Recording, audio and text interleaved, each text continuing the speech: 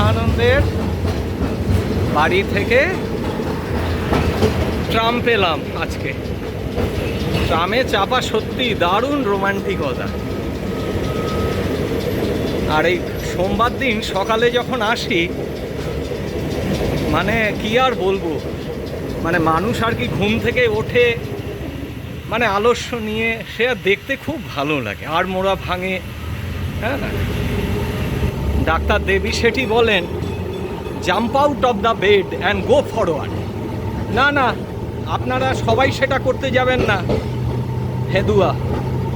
যদি ওইভাবে লাফাতে যান, এটা বলেছে যারা ফিট একদম। অসুস্থ মানুষ বা এমনি মানুষ জানেন না আপনার হেলথ স্টেটাস কি, আপনি বেড থেকে একেবারে লাফিয়ে উঠতে গেলেন, সেটা করবেন না।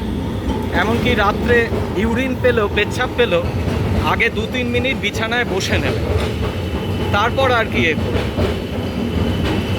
তা আর কি আমার যেটা এ কথা না, অনেকে এগুলো মানে না তাই বলছি। এমনি ইউরিনও কোমোটে বসে করতে হয়, কিন্তু অনেকে দাঁড়িয়েই পেচ্ছাপ করে, এতে কিডনিতেও চাপ পড়ে, হাঁটুতেও চাপ পড়ে, এগুলো মেনটেন করে না। ওই জন্য মানে jump out of the bed go forward সেসব হচ্ছে যারা একদম ফিট আর কি, এই আমাদের মতো বা এ আর কি, যারা ফিটনেস মেনটেন করে, সেটা ডাক্তার শেঠি আর কি বলেছেন।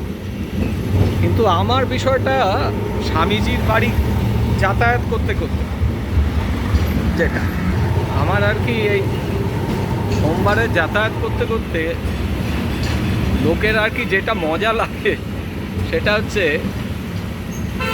যে আড়মোড়া ভাঙা, যে ভোরবেলা সবাই চা খাচ্ছে, এ দেখতে খুব ভালো লাগে। কেউ কেউ মর্নিং ওয়াকে বেরোয়, সেটাও বেশ ভালো লাগে আর কি। আসল ব্যাপার হচ্ছে কি, ভগবান শ্রীরামকৃষ্ণদেব বলতেন, রাত্রে জাগে 3 জন, যোগী, ভোগী, রোগী।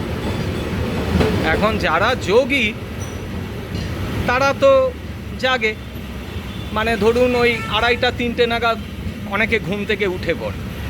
মানে যোগী মানে কি, সে সংসারের থেকেও যারা ঈশ্বরের সাধনা করছে তারাও আর কি ওই ভোরবেলাতেই ঘুম থেকে উঠে পড়ে, মানে ভোর হওয়ার আগেই তার যোগীরা জাগে। আর রুগীরা তো জাগেই, কারণ রুগীরা রাত্রে জাগে। অনেকে বলে যে বাচ্চারা তো রাত্রে জাগে, সেটা বিজ্ঞান আলাদা ব্যাখ্যা দেয়। অ্যাকচুয়ালি বাচ্চা যখন মায়ের পেটে থাকে, মা যখন কাজ করে বাচ্চা তখন ঘুমায়, আবার মা যখন ঘুমায় তখন বাচ্চা জাগে, এটা আর কি বিজ্ঞান বলে। সেই স্লিপ সাইকেলটা বাচ্চা পৃথিবীতে আসার পরও মেনটেন করে। সেই জন্য শিশু আর কি যখন জন্ম নেয় তারা আর কি রাত্রে জাগে, সেটা অসুস্থতার কারণে। রুগী জাগে সেটা হচ্ছে অসুস্থতার কারণে, রুগীরা রাত্রে জাগে। আরেকটা হচ্ছে ভোগী।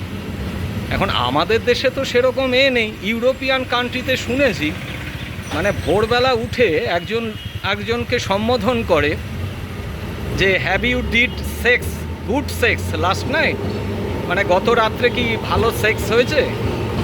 আমাদের দেশে বললে মানে কি আর হবে, বুঝতে পারে, মমতা শঙ্কর একেবারে সোজা নিয়ে গিয়ে জেলে ঢুকিয়ে দেবে। হ্যাঁ, যা রেগে যাবে এটা যদি শোনে মমতা শঙ্কর, যে ভোরবেলা উঠে জিজ্ঞেস করছে যে কাল রাত্রে গুড সেক্স হয়েছে নাকি, সাংঘাতিক ব্যাপার। যাক, আজকে স্বামী বিবেকানন্দের বাড়ির থেকে ফেরার সময় ট্রামে চাপার সৌভাগ্য হলো। আর ট্রাম তো শুনেছি বন্ধ করে দিয়েছে, কিন্তু এখনও পুরো বন্ধ করে, এটা আর কি ব্যাপার।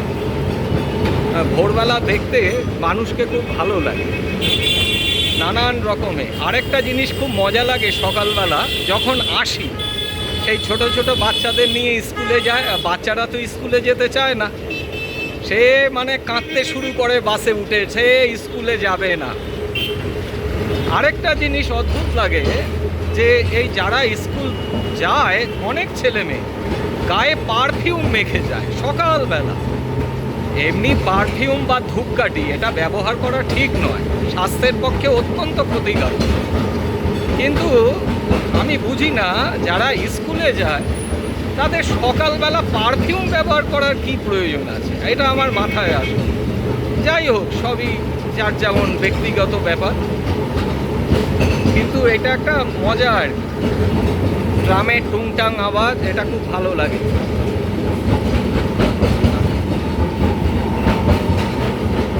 এর মজাই আলাদা। এখন দুর্গাপুজো এসেই গেছে, আর 1 মাস বাকি দুর্গাপুজো। দুর্গাপুজো এবার তো তাড়াতাড়ি দুর্গাপুজো। আজকে 1 ভাদ্র।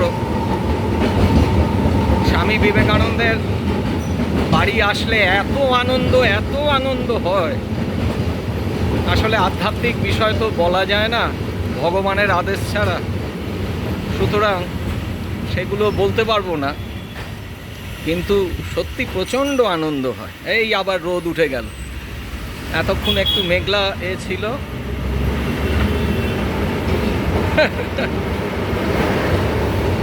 যখন রাস্তায় লোকে হাই তোলে দেখতে খুব ভালো লাগে। আর আজকে তো আবার সোমবার, মানে ছুটির পর দিন যে কোনো কাজ করা মানে করা মানে ভেরি সেন্সিটিভ এক্সারসাইজ আর কি। কোনো একটা অবস্থার থেকে আবার ফিরে আসে। ব্যাস এসে গেছে, কেসি দাস এসে গেছে। এইবার ট্রাম ডিপোয় ঢুকে পড়বে। এই হচ্ছে শ্যামবাজার কেসি দাস। আমরা এখান থেকে জামা কাপড় কিনি। ব্যাস এই যে ট্রাম ঢুকে পড়ছে, কি সুন্দর লাগছে।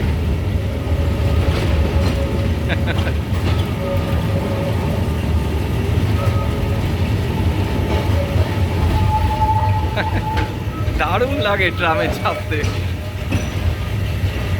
আজ অনেক দিন বাদে চাপার সৌভাগ্য হল, তাই মনে হলো একটু ভিডিও করি।